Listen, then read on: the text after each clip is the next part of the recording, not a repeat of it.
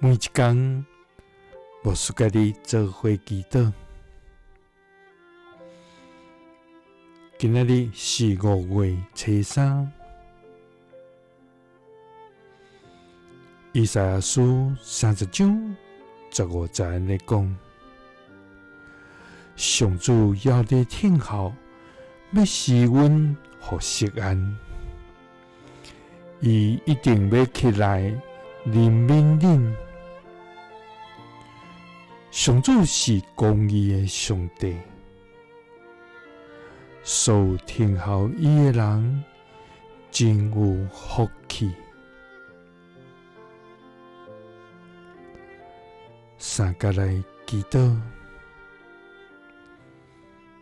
要聽候施恩予阮，要起來憐憫阮的天父，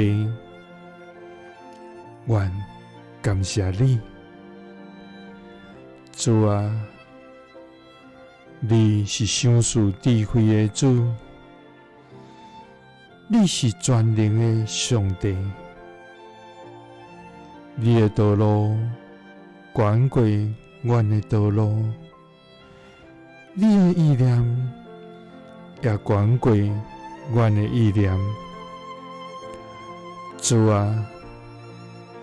阮常常急要照家己的意思去行，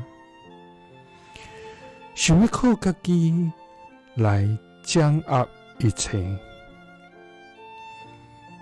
總是也常常袂記得真正的平安是在地順服甲聽候你。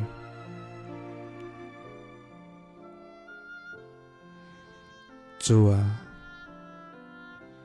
阮承認家己無容易聽候，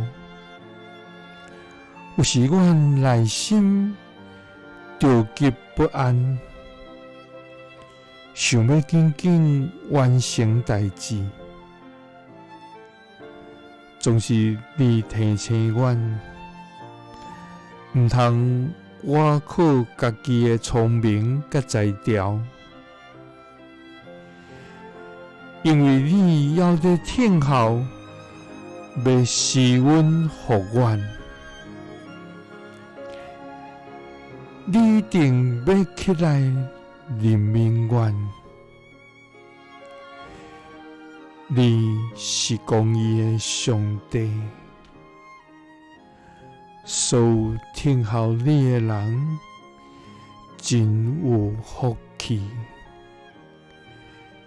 祈禱是奉主耶穌基督的聖名，阿們。耶穌聽你，賜你平安。